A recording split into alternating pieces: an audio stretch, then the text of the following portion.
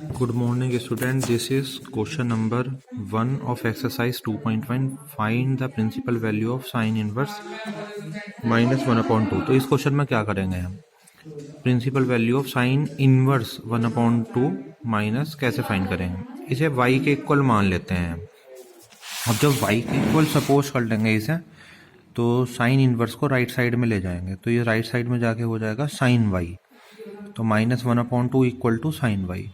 अब 1/2 वैल्यू होती है साइन 30 की, तो ये आ गया माइनस, पीछे 1/2 के प्लेस पे रख दिया साइन 30, तो minus sine 30 equal to Y. अब 30 को हम क्या राइट कर सकते हैं, π/6।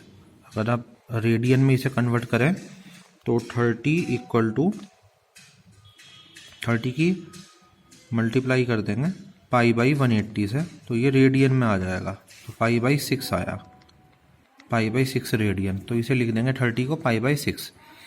फिर ये माइनस π/6 के पास आ जाएगा, sine minus π/6 equal to sine y. फिर आप कंपेयर करेंगे इसकी, तो जब कंपेयर करेंगे तो y की वैल्यू आएगी negative π/6, y equal to minus π/6। अब इस लेसन में जो इन्वर्स ट्रिग्नोमेट्रिक टेबल, एक इन्वर्स ट्रिग्नोमेट्रिक टेबल गिवन है, उसमें जितने भी आपके इन्वर्स ट्रिग्नोमेट्रिक फंक्शन है उसकी डोमेन और रेंज दोनों गिवन है। तो इसमें जो साइन है, साइन की जो प्रिंसिपल वैल्यू ब्रांच है उसमें उसकी जो वैल्यू है माइनस π/2 से π/2 के बीच में है, और माइनस π/6 इसके बीच में लाई करना चाहिए, माइनस π/6 इसके बीच में लाई कर रहा है, तो आपका जो आंसर है वो यही हो जाएगा, इसकी प्रिंसिपल वैल्यू माइनस π/6 आ जाएगी। इसी तरह क्वेश्चन नंबर 12 करेंगे हम। क्वेश्चन नंबर 12 में cos inverse 1/2 plus 2 sign inverse 1/2 है, तो पहले आपको कॉस इनवर्स 1/2 की वैल्यू निकालनी पड़ेगी। उसी तरीके से निकालेंगे हम। Cos inverse 1/2 equal to X, 1/2 equal to cos है, 1/2 को लिख देंगे कॉस 60, 60 को π/3 और कंपेयर करेंगे तो x की वैल्यू आ गई π/3। इसी तरह sine inverse 1/2 equal to Y, 1/2 equal to sine Y, क्योंकि साइन इनवर्स राइट साइड में जाके साइन हो जाएगा। 1/2 है साइन 30 की value, sine 30 equal to sine y, 30 को लिख देंगे हम sine π/6 equal to sine y, तो y की वैल्यू क्या आ गई कंपेयर करके π/6। तो ये x और y की वैल्यू हम यहाँ पर रख देंगे, तो आपकी कॉस इनवर्स 1/2 की वैल्यू x थी, तो ये आई थी हमारी π/3, तो इसके प्लेस पे रख दिया π/3।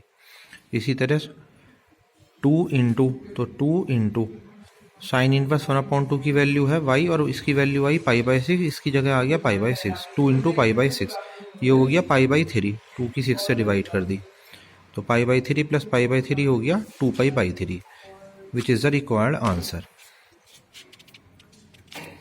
यहाँ पर ये ध्यान रखने वाली बात है कि ये जो π/3 है, π/3 जो है ये इसकी डोमेन में लाई करना चाहिए, और जो कॉस है, जो कॉस का डोमेन होता है वो होता है 0 to π, तो 0 to π में ये लाई करना चाहिए। साइन का डोमेन होता था माइनस π/2 से π/2, तो ये π/6 यहाँ लाई कर रहा है, इसलिए हमने π/6 मान लिया इसका आंसर। अब क्वेश्चन नंबर 11 करेंगे हम। क्वेश्चन नंबर 11 में आपको फाइंड करनी है इसकी value, tan inverse 1 plus cos inverse 1/2 plus sine inverse minus 1/2।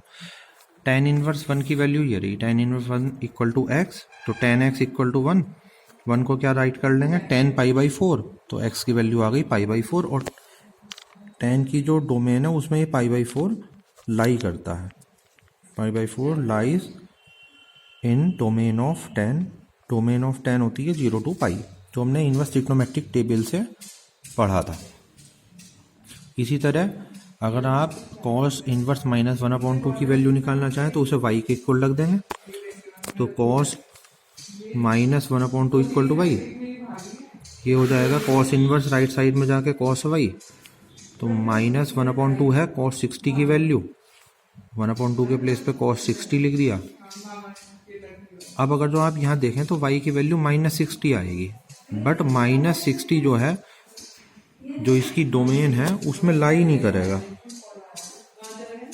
इसकी डोमेन में लाई नहीं करेगा। कॉस की डोमेन होती है 0 से पाई। अब इसकी डोमेन में -60 यानी -π/3 इसकी डोमेन में कहीं भी लाई नहीं कर रहा, तो आप ये वैल्यू नहीं ले सकते। तो इसलिए आपने इसे करा कन्वर्ट। हमें एक फॉर्मूला पता है, cos 180 minus theta equal to minus cos theta होता है सेकेंड क्वाड्रेंट में। cos 180 minus theta equal to minus cos theta. तो हम क्या करेंगे, माइनस कॉस थीटा के प्लेस पे cos 180 माइनस थीटा लिख लेंगे। इसलिए हमने माइनस कॉस 60 के प्लेस पे cos 180 माइनस 60 लिख लिया। तो ये हो गया cos 120। अब हम चेक करते हैं, y की वैल्यू 120 आई यानी 2π/3। अब ये जो 2π/3 है हमारा, ये इसके डोमेन में लाई करेगा या नहीं, 0 to π, तो ये लाई कर रहा है। इसका मतलब y की वैल्यू 2π/3 मान ली जाएगी।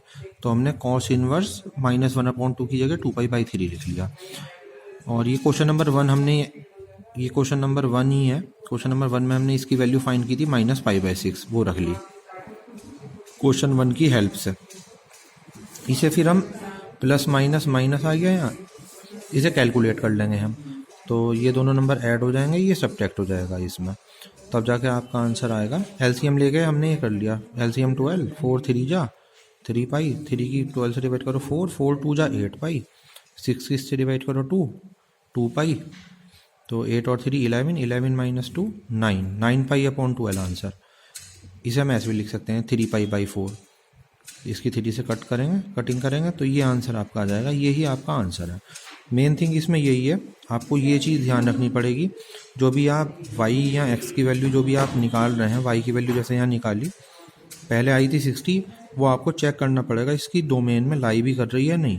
अगर नहीं लाई करती है तो इसे आपको इस तरीके से कन्वर्ट करना पड़ेगा, तब जाके कॉस की करेक्ट वैल्यू आएगी, इसकी प्रिंसिपल वैल्यू आएगी। क्योंकि इसकी जो प्रिंसिपल वैल्यू है इसके बीच में है, 0 से π के बीच में, इसलिए 120 ले गए, ना कि -60।